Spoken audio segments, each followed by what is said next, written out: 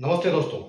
आज हम एक बहुत इंपॉर्टेंट टॉपिक के ऊपर बात करने वाले हैं। जैसा कि आरआरबी एनटीपीसी 2024 का जो आपने एग्जाम फिल किया था और जिसका आपने सीबीटी 1 और सीबीटी 2 भी क्लियर किया है और आपने 28 तारीख को इस एग्जाम का टाइपिंग टेस्ट दिया है, तो रेलवे ने इसको रीशेड्यूल भी किया है। लेकिन ये रीशेड्यूल सबके लिए नहीं है, तो कैसे इसको रिशेड्यूल करना है, नहीं करना है, तो इसके ऊपर हम सारी बात करेंगे। तो आप इस वीडियो के माध्यम से समझ पाएंगे कि आपको इसमें रीशेड्यूलिंग का ऑप्शन ऑप्ट करना है या नहीं करना है, और अगर करना है तो किसको करना है, और इसके फायदे क्या हो सकते हैं, इसके बेनिफिट क्या हो सकते हैं, इसके ऊपर हम अभी पूरी बात करेंगे।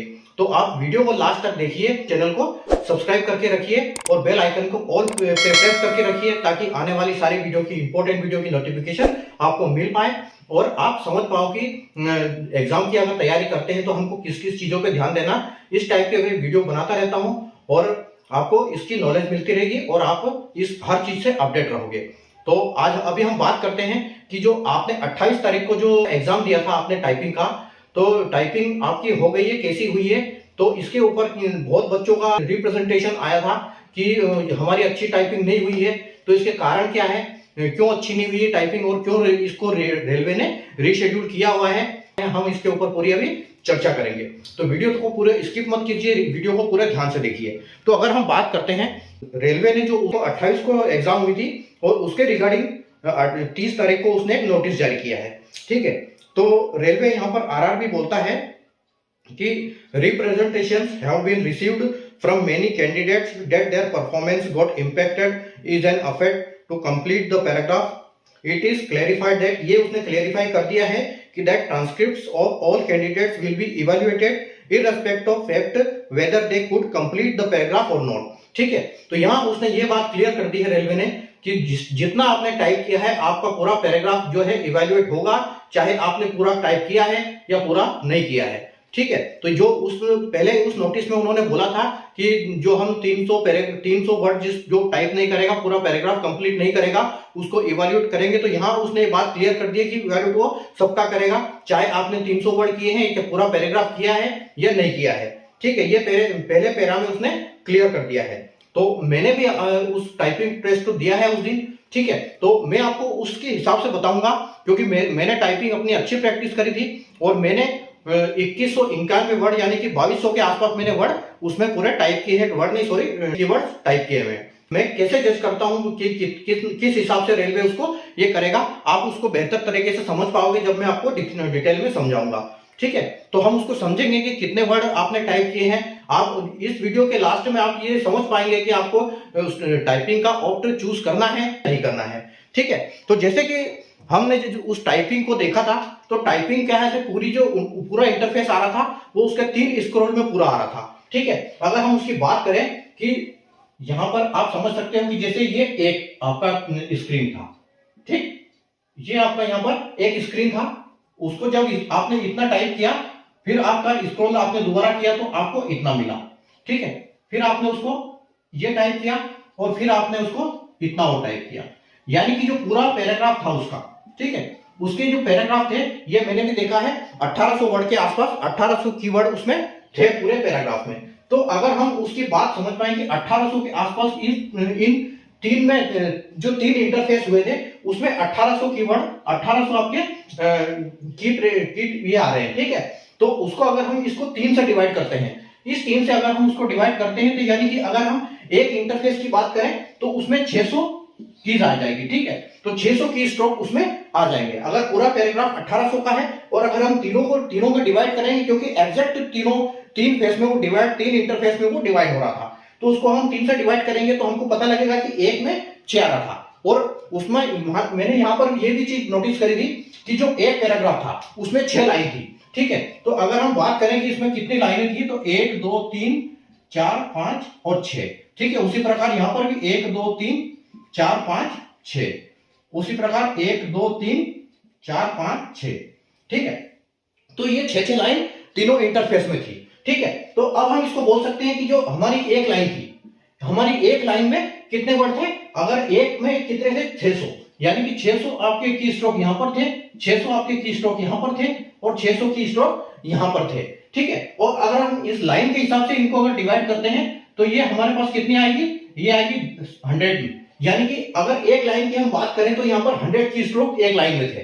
ठीक है, तो आप ये समझ सकते हो कि जैसे आपने टाइपिंग स्टार्ट की थी, ठीक है, तो आपने अगर एक पूरा इंटरफेस 6 लाइन पूरी आपने कंप्लीट टाइप कर दी तो यहाँ पर आपके 600 वर्ड खत्म हो जाते हैं। ठीक है, जैसे आपने दूसरा स्टार्ट किया स्क्रॉल्स को उसको ऊपर करके फिर यहाँ पर आपने किया तो आपके यहाँ पर 1200 वर्ड 1200 की स्ट्रोक्स कंप्लीट हो गए। ठीक है, 600 कंप्लीट हुए, 1200 कंप्लीट हो गए। अगर अब हम यह बात करें तो कि अगर जैसे रेलवे ने नोटिस में बताया था कि 300 हमको की स्ट्रोक टाइप करने 1500 की स्ट्रोक टाइप करने हैं 300 वर्ड, क्योंकि जो वर्ड होता है वो उसने हमेशा 5 से डिवाइड होता है कि अगर 5 की स्ट्रोक, ठीक है, 5 की stroke 5t is equal to 1 word, ठीक है, इज इक्वल टू 1 वर्ड होता है। 5 की स्ट्रोक यानी कि आपका 1 वर्ड। तो अगर हम इसकी बात करें तो 1800 की वर्ड, 1800 से तो ये अगर हम 5 करेंगे तो ये ज्यादा हो जाएगा। ठीक है, 360 हो जाएगा। तो यहां पर क्या है कि आपके 1200 की स्ट्रोक यहां पर खत्म हो जाते हैं। कहां पर? ये जो दूसरा इंटरफेस खत्म होता है। अगर अब हम तीसरा स्ट्रोक तीसरे इंटरफेस की बात करते हैं तो तीसरे स्ट्रोक में एक लाइन में, जैसे मैंने आपको बताया कि जो एक लाइन में है आपके 100 कीवर्ड हो रहे हैं, तो आपको यहां पर अगर आप 3 लाइन कंप्लीट कर देते हो, ये वाली 3 लाइन यहां पर कंप्लीट कर देते हो, यानी कि अगर आधा पैराग्राफ पूरा कंप्लीट कर देते हो तो यहां पर आपके 1500 कीवर्ड खत्म हो जाएंगे। तो अगर आपने यहां तक पूरा टाइप किया है तो वो रेलवे उसको इवैल्यूएट भी करेगा और उसमें अगर आपकी मिस्टेक 5% भी हुई है, 5% से कम रही है, तो आप बिल्कुल उसमें क्वालिफाइड है। तो इसके लिए आपको चिंता करने की जरूरत नहीं है। ठीक है, अब यहां पर जो 3 लाइन बची है उसकी बात होती है कि वो एक्स्ट्रा में गिनेगा कि वो 1500 से ऊपर चला गया, वो एक्स्ट्रा लगेगा, उस हिसाब से रेलवे इवैल्यूएट करेगा। तो उसका आपको चिंता करने की जरूरत नहीं है। ठीक है, तो ये बात हो गई यहां पर कि आपको कि आपने कितना टाइप किया है तो आप उसको जज कर सकते हो। अगर आप सोचते हो कि यार मैंने यहां पर इसको टाइप किया है, इतना ही टाइप हुआ है मेरे से, क्योंकि जो आपके 1500 कीवर्ड होते हैं यहां पर हो जाते हैं। ठीक है, 6 लाइन इसकी, 6 लाइन इसकी और 3 लाइन इसकी, यानी कि इसकी 6 लाइन, इसकी 6 लाइन कंप्लीट, इसकी भी 6 लाइन कंप्लीट और इसकी 3 लाइन कंप्लीट। ठीक है, अगर इसकी 3 लाइन आपने कंप्लीट करी तो आपके 1500 की स्ट्रोक हो रहे हैं, यानी कि यहां पर आपके 300 वर्ड कंप्लीट होते हैं। बाकी जो बची 3 लाइन, यानी कि यहां से जो आप वापस स्टार्ट करते हो वो आपके रीटाइप में काउंट होगा, यानी कि आपने उसको पैराग्राफ को रीटाइप किया हुआ है। ठीक है, आपका पैराग्राफ यहां तक ही काउंट होगा। ठीक है, अब बात आती है कि अगर आपने यहां पर भी नहीं किया, यहां तक ही कंप्लीट नहीं किया है, तो आपको इसके लिए जरूर आपको रीऑप्ट करना चाहिए। अगर आपने अच्छे से मेहनत की और हो सकता है कि आपका कोई कीबोर्ड खराब हो या किसी और वजह से आप उसको टाइप नहीं कर पाए, या फिर आपने यहां तक सोचा और आप उसकी वजह से पैनिक हुए, उसकी वजह से मिस्टेक ज्यादा हुई, और अगर आप ये जज कर पा रहे हो कि हाँ इसमें मेरा कंफर्म क्वालिफाइड में नहीं हो रहा हूं, तो आपको बिल्कुल ऑप्ट करना चाहिए। रेलवे ने ऐसा इसमें जो नया उसने नोटिस दिया हुआ है, रेलवे ने ये बोला है कि अगर आप एक बार ऑप्ट कर लेते हो और आगे जब आपका टेस्ट होगा उस टेस्ट में अगर आप अब्सेंट होते हो तो आप अब्सेंट ही माने जाओगे, इररिस्पेक्टिव कि आपने 28 तारीख का टेस्ट दिया है या नहीं दिया है। ठीक है, उससे उसको कोई मतलब नहीं है। नहीं दिया है वो तो उसमें जा भी नहीं सकता, वैसे भी जो जिन्होंने 28 को दिया है वही उसको ऑप्ट कर सकता है। ये नहीं कि आप 28 को अब्सेंट हो गए और उसके लिए ऑप्ट कर दो, तो ऐसा नहीं होगा। ठीक है, अगर आपने अटेंड किया है और आपको लगता है कि नहीं मेरा गलत हो गया है, मुझे दोबारा टाइप करना चाहिए, तो अब तभी आप इस केस में आप उसको ऑप्ट कर सकते हो और दोबारा टाइपिंग का टेस्ट दे सकते हो। अगर आप उस दिन अब्सेंट थे तो आप दोबारा टेस्ट दे भी नहीं सकते। और अगर आपने ऑप्ट किया और अगर आप दूसरे जो जब भी डेट शेड्यूल होगा उसमें अगर आपने नहीं किया उसको अटेंड, आपने टाइपिंग टेस्ट नहीं दिया, तो आप अब्सेंट माने जाओगे। ठीक है, अब यहां पर एक बात और आती है कि अगर आपने ऑप्ट कर दिया, और ऐसा होने वाला है नहीं कि बच्चे ये भी सोच रहे हैं, कमेंट कर रहे हैं कि पहले रिजल्ट आ जाएगा तो हम और उसके बाद वो आएगा, तो ऐसा होगा नहीं। ठीक है, पहले ऑप्शन आएगा आपको, आप पहले ऑप्ट करना पड़ेगा, उसके बाद रिजल्ट सबका साथ में आएगा जब भी ये दोबारा टेस्ट हो जाएगा। ये पहले वाले टेस्ट का कोई रिजल्ट अलग से नहीं आएगा, वो सब रिजल्ट कंबाइन ही आएगा। ठीक है, तो पहली बात ये तो खत्म हो गई कि यहाँ पर रिजल्ट अभी आने वाला है नहीं, क्योंकि इसकी वजह से लंबा खींचेगा अभी रिजल्ट भी। ठीक है, नहीं तो 10 दिन में ये रिजल्ट आ जाना था। ठीक है, तो 7-8 तारीख तक, 7-8 जनवरी तक ये रिजल्ट आ जाता, लेकिन अब ये रिजल्ट नहीं आएगा, ये बहुत लंबा खींचेगा। ये हो सकता है कि जनवरी लास्ट तक जाए या फरवरी में भी चला जाए, और ये उसके ऊपर भी डिपेंड करेगा कि कब आपका रिशेड्यूल हो रहा है रीटाइप का। ठीक है, तो अगर आपको रीटाइप करना है, रीटाइप का ऑप्शन सेलेक्ट करना है, तो आप इसके लिए अभी जैसे पहले सबसे पहले वो लिंक आएगा उसको ऑप्ट करोगे, और हो सकता है या उसके साथ डेट भी आ जाए कि ये उस तारीख को है, लेकिन रिजल्ट इसके पहले नहीं आएगा। और एक बार आपने ऑप्ट कर लिया तो अब देखो 22,000 कुछ 2200 कुछ वैकेंसी थी जो कि सीनियर क्लर्क और JAA की, यानी कि जूनियर अकाउंट असिस्टेंट की। तो यहाँ पर जो उनका 8 गुना बुलाया गया है, और 8 गुना बुलाया गया है, और इसका मतलब ये है कि करीब 17,000 कुछ बच्चों ने पूरे इंडिया में टेस्ट दिया हुआ है। ठीक है, और अब जो बच्चों वही ऑप्ट करेंगे जिन बच्चों को ऐसा लग रहा है कि नहीं हमारा खराब हो गया है। और यहाँ पर कुल अगर बात करें तो कुछ भी मतलब 50-60 के % के बीच में जो बच्चे हैं उनका रिजल्ट खराब हुआ होगा, उनसे टाइपिंग नहीं होगी, तो वो बच्चे ही ऑप्ट करेंगे इसको। ठीक है, तो आप 17,000 का हाफ यानी 50% अगर समझते हैं कि 50% का अच्छा टेस्ट हुआ तो वो ऑप्ट नहीं करेंगे, और 50% का करेंगे तो आप ये मान के चलो कि 8,000 के आसपास बच्चे अभी रीशेड्यूल रीऑप्ट करने रीटाइप के लिए ऑप्शन चूज करने वाले हैं। ठीक है, तो यहां पर रेलवे अब क्या करेगा, रेलवे को लिमिटेड जो उनके सेंटर है उनको वो सेलेक्ट करेगा।